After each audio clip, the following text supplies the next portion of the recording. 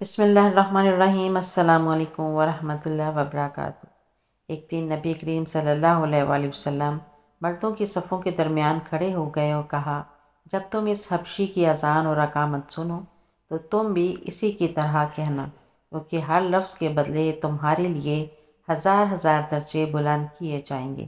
اسی طرح سیدنا عمر رضی اللہ عنہ کہتے ہیں کہ رسول صلی اللہ علیہ وآلہ وسلم نے فرمایا، جب مؤذن اللہ اکبر کہے تو سننے والا بھی یہی الفاظ دہرائے، اور جب وہ اشہد ان لا الہ الا اللہ اور اشہد ان محمد رسول اللہ کہے تو سننے والا بھی یہی الفاظ کہے، اور جب مؤذن حی علی الصلاۃ کہے تو سننے والا لا حول ولا قوۃ الا باللہ کہے۔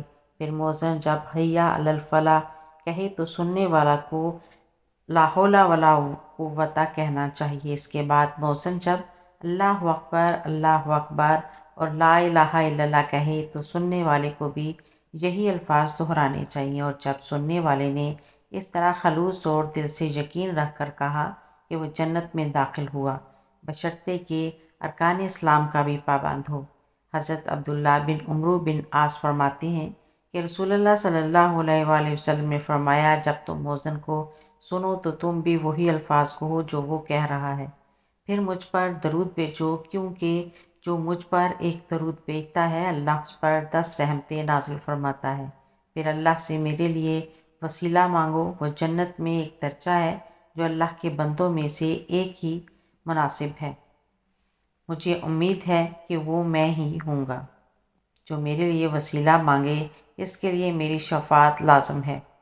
علماء نے فرمایا، شفاعت کے واجب ہونے پر خاتمہ بالخیر کی طرف اشارہ ہے۔ علامہ ابن نجیم حضرت عائشہ اور دیگر سلف صالحین کے واقعات نقل فرماتے ہیں کہ وہ حضرات اذان کی آواز پر راستہ چلتے چلتے رک جاتے، لوہے پر مارنے کے لیے ہتھوڑی اٹھاتے، جیسے ہی اذان کی آواز کان میں پڑتی ہتھوڑی چھوڑ دیتے۔ اسی وجہ سے علماء نے لکھا، اگر تلاوت قرآن میں بھی لگا ہوا ہو، جب اذان کی آواز کان میں پڑے تو تلاوت موقوف کرے اور اذان کا جواب دے۔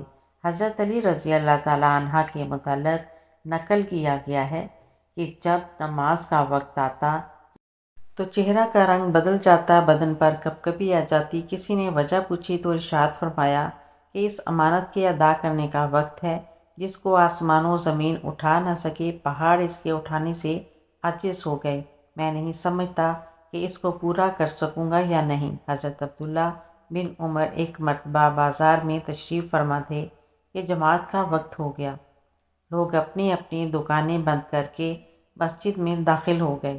اس منظر کو دیکھ کر حضرت عبداللہ بن عمر نے فرمایا،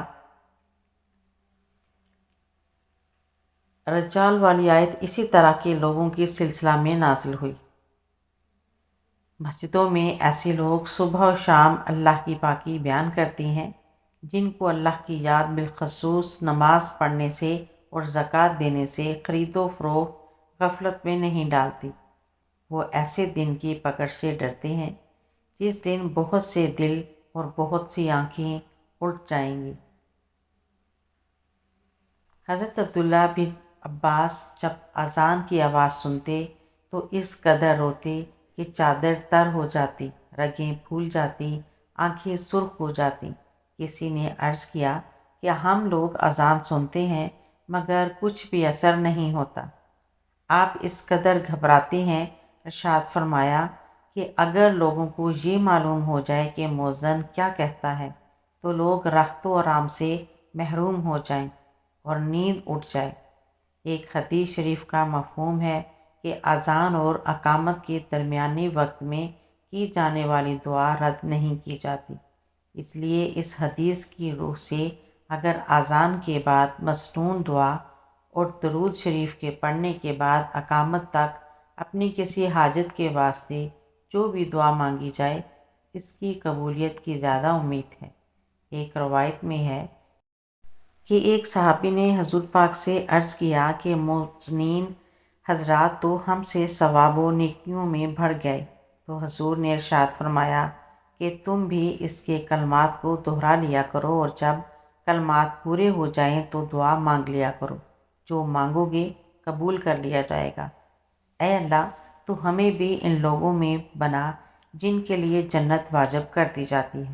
میری ایسی مزید ویڈیو دیکھنے کے لیے چینل کو سبسکرائب کریں، ویڈیو کو لائک اور شیئر کریں۔ اللہ حافظ۔